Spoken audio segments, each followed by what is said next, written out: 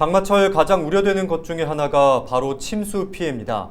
부산에서는 지난 2020년 집중호우 당시 지하차도가 침수되면서 시민 3명이 목숨을 잃는 안타까운 사건도 발생했는데요. 최근 국지적인 집중호우가 잦아지면서 침수 피해에 대한 대응은 더욱 중요해졌습니다. 안수민 기자가 다양한 침수 상황별 대처법을 체험을 통해 배울 수 있는 곳에 다녀왔습니다. 집중호우로 급류가 쏟아지는 계단. 빠른 물살 때문에 가만히 서서 중심을 잡는 것도 쉽지 않습니다. 지하철 등에서 이런 상황을 맞닥뜨릴 수 있는데 물의 수위가 무릎 아래라면 당황하지 말고 탈출을 시도하면 됩니다. 단 이동할 때는 난간을 꽉 잡아야 합니다. 정강이 정도까지만 물이 찬다고 하더라도 손잡이나 이런 안전장치 없이는 물을 거슬러 올라가기 힘듭니다. 안전장치가 있어서 물을 거슬러 올라갈 수 있다면 운동화로 안전하게 물을 거슬러 올라가는 게 좋습니다. 침수된 지하 공간에 갇힌 상황.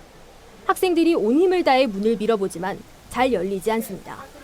성인들도 문 바깥 공간의 수심이 50cm 이상, 무릎 높이까지만 올라와도 혼자서 탈출하기 어렵습니다.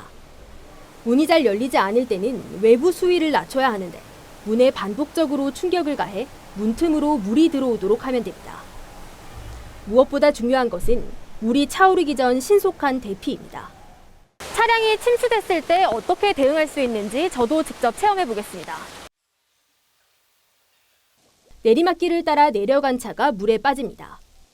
네, 지금 차 안으로 점점 물이 차오르고 있습니다. 힘껏 문을 열어봤지만 잘 열리지 않습니다. 이런 경우 물이 더 차오를 때까지 기다려야 합니다. 물이 가슴 정도 높이까지 올라오자 겨우 문이 열려 탈출했습니다. 차량 안과 밖의 수위차가 30cm 미만으로 떨어졌을 때 차량 문이 열리는 것을 확인할 수 있었습니다.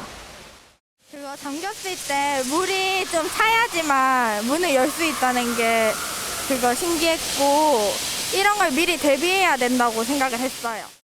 언제 어디서 맞닥뜨릴지 모르는 침수 피해. 실제 상황에서 당황하지 않고 대처하기 위해서는 평소 대응 요령을 잘 알고 있어야 합니다. 우리에게 재난이 닥쳤을 때 어떻게 행동하느냐가 굉장히 중요합니다. 예를 들자면 현장에 인류가 도착하기 전에 자기 자신을 살리는 것은 바로 자기 자신이기 때문입니다. 따라서 평상시에 이렇게 훈련이나 교육을 하지 않으면 생명을 잃을 수도 있습니다. 집중호우 때는 저지대나 하천 주변, 지하차도 등을 피하고 되도록 운전을 하지 않는 것이 피해를 예방하는 가장 좋은 방법이라고 전문가들은 조언합니다. 헬로티비 뉴스 안수민입니다.